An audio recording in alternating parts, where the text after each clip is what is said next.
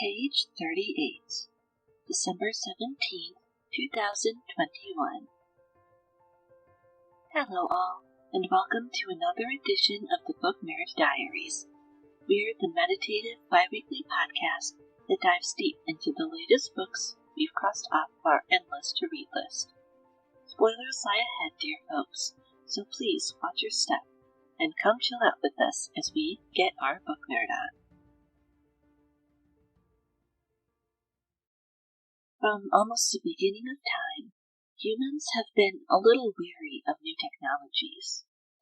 Whether it's the wheel, the printing press, or a smartphone, people are constantly coming up with incredible new ways to get things done.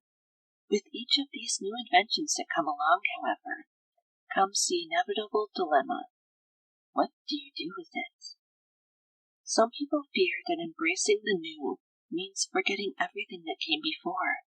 For others, change means progress and the ability to move humanity forward. If you look at the genre of science fiction in particular, it's easy to see the mixture of optimism and pessimism which society has always met new technology, and the eternal question we've always asked ourselves through our stories. Will the machines we create one day render humanity obsolete? The beautiful book that we'll be talking about today, A Psalm for the Wild-Built by Becky Chambers, envisions an almost utopian world where humans and technology find a way to live in harmony with each other. Instead of the world being taken over by evil robots a la iRobot, or subjugated to the will of an almighty power through technology a la 1984, this book presents a future that is very much the opposite. For this last formal episode of 2021, what better way is there to close out the year than with a story full of hope? As our book begins, we open with the prologue, debating which of the world's pantheon of gods is in charge of robots. Could they be ruled by Chal, the god of constructs? Or perhaps Bash, the god of the cycle of life? Whichever god possibly willed it, however, the world's robots spontaneously came to life one day and left their stations in factories all over the world to retreat to the forest. Next, we move ahead to someone who has reached a crossroads in their life. Our protagonist, a monk named Sibling Dex, has suddenly noticed that they can't hear a single cricket chirping in the city they are currently posted in. They wish for a change of scenery, and so they request to be transferred to a smaller, more remote outpost to become a tea monk.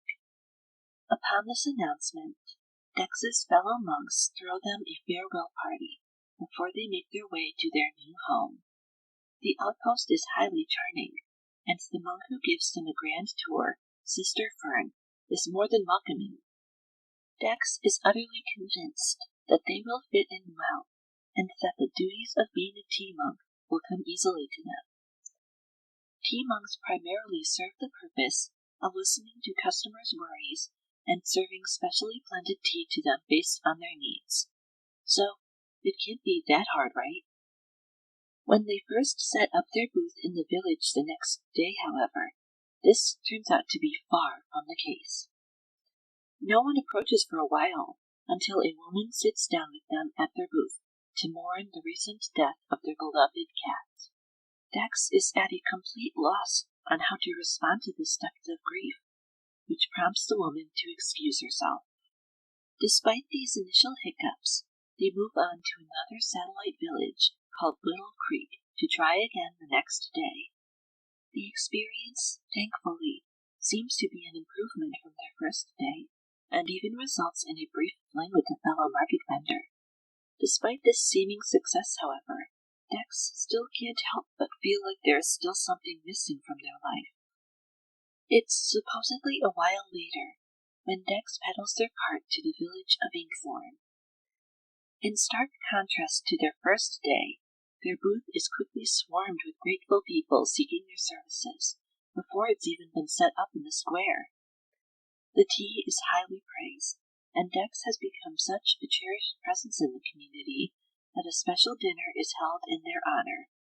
As they make their way to their next scheduled stop, the village of Hammerstrike, Dex impulsively looks up the location of the world's cricket population.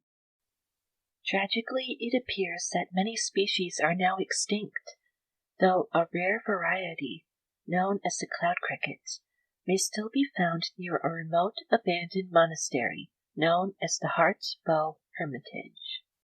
With this discovery, Dex decides to postpone their stop at Hammerstrike, and instead heads in the direction of the Hermitage.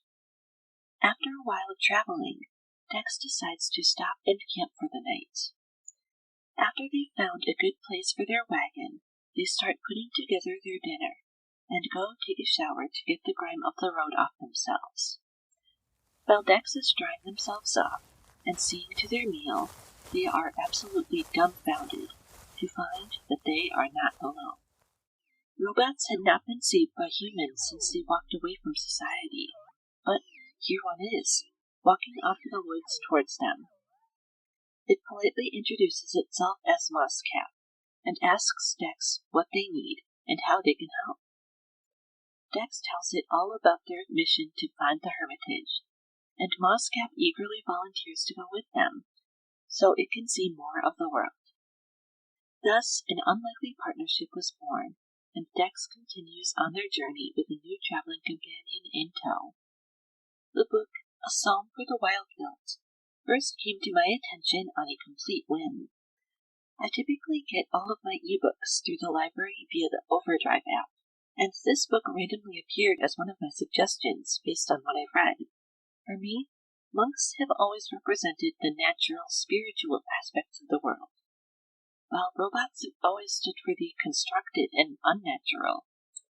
So to find a story that brought these two ideas together was too deeply fascinating for me to pass up. On reading this book for myself, I was overjoyed to find that it was a breath of fresh air. Much like our previous subject, Clara and the Sun, by Kazuo Ishiguro, here is a story that looks to the future not with cynicism or fear, but with pure, unadulterated hope. It's easy to lay awake at night, dreading not knowing what comes next. But what if what comes next turns out to be something wonderful? As stated in the prologue to this book, we are introduced to a world where robots walk away from the world of humanity one day to create an independent society in the wilderness. In their absence, humans have rebuilt their whole way of life to be much less dependent on technology out of respect to the robots, and much more in harmony with the nature around them. It seems so strangely wholesome to me that people hold these robots to such esteem that they would give up so much of what they had previously relied on for them without question. Another truly wholesome aspect of this book is the wonderful friendship between our two major characters, Dex and Mosscap. Dex is a character who seemingly has an idyllic life, but still can't help but feel like something's missing. When Mosscap comes into their life, the robot patiently listens to them and makes an earnest effort to help them work through their troubles. In turn, Mosscap has never been around humans before. In its short life, it has been wandering the vast wilderness for years, with nothing but animals, insects, and fellow robots for company. Because of this disconnect from the rest of the world, Mosscap is charmingly awkward about communicating with people, and Dex serves as its de facto guide through everything it had missed. Together, the two help each other to gain a new perspective and appreciation of the world around them.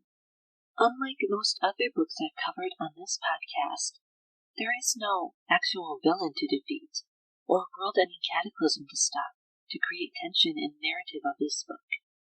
Because of this, there is much more room to focus on the dynamic between these two characters and Dex's search for purpose in their life. This is a far more subtle, introspective approach to storytelling than the dynamic epic tales I regularly read, but I couldn't help but find myself spellbound nonetheless.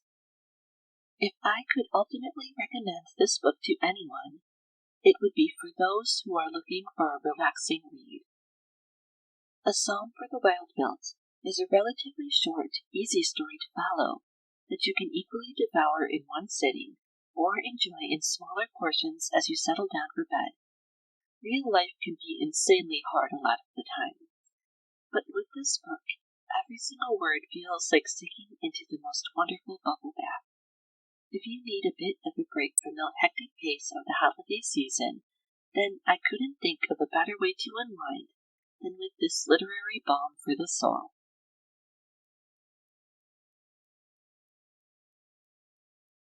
Here we conclude the main portion of our show for today, dear listeners. But fear not. There's more Book Nerd Diaries headed your way after this quick word from our sponsors. How to See a Man About a Dog by Samuel Knox is a bold experiment in style and storytelling. This collection weaves starkly comic and steeply humanist stories into a heartbreaking and hilarious journey that readers will not soon forget. Written over the course of 11 years, this meticulously crafted instant cult classic by breakout author Samuel Knox searches for light in the darkest corners of modern life.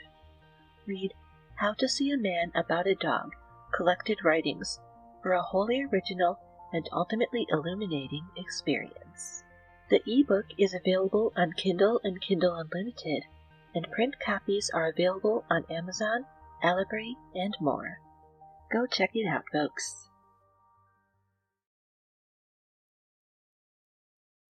And welcome back, all.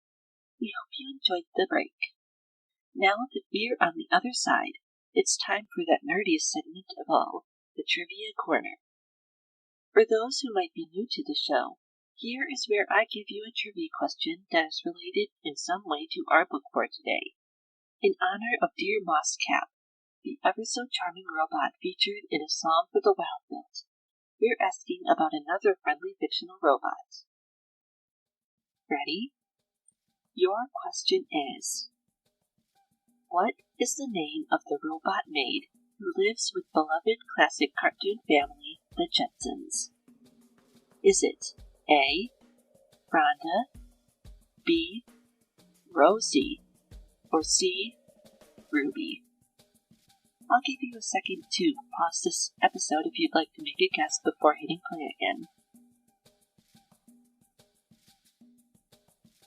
Ready? Your answer is B. Rosie. It's a sad truth that we don't currently live in the kind of future portrayed in the Jetsons. Despite this, the immortal, though sadly short-lived, Hanna-Barbera animated series is a fascinating glimpse into what people believed our world today would look like. There are machines and robots capable of amazing things these days, but I highly doubt any of them could be quite as warm-hearted or clever as Rosie. My source for this question was tvtropes.com, and you can find the link in our show notes. With that, wonderful listeners, I'm sorry to say that we have made it to the end of our episode for today. It's been a particular pleasure sharing this book with you, and I'm so glad that you shared this little bit of time with me as I talk about it. Before I go, however, I would just like to extend a few quick thank yous. Firstly, thank you so much to Julie and Katie, aka one of the most wonderful sisters a podcaster could ever ask for being our amazing Ride or Die subscribers at patreon.com/bndpod. They've been here since the very beginning, and we really can't do what we do without them. Secondly, thank you so much to Foxhound and author Samuel Knox for so kindly sponsoring this episode. Please be sure to head to our show notes to find where you can learn more about him and his book, How to See a Man About a Dog, for yourself. Last but not least, thank you very much to everyone who has supported us for free by sharing our episodes on social media, giving us a 5-star review on Apple Podcasts, or telling the book lovers in their lives about us. It truly means a lot. And with independent podcasts like ours, word of mouth means everything. Due to the upcoming holidays, we'll try to release a bonus episode just for our lovely Patreon subscribers next Thursday, December 23rd. And we'll be right back here in 2 weeks for our special Year in Review edition of the Book Nerd Diaries. See you then all.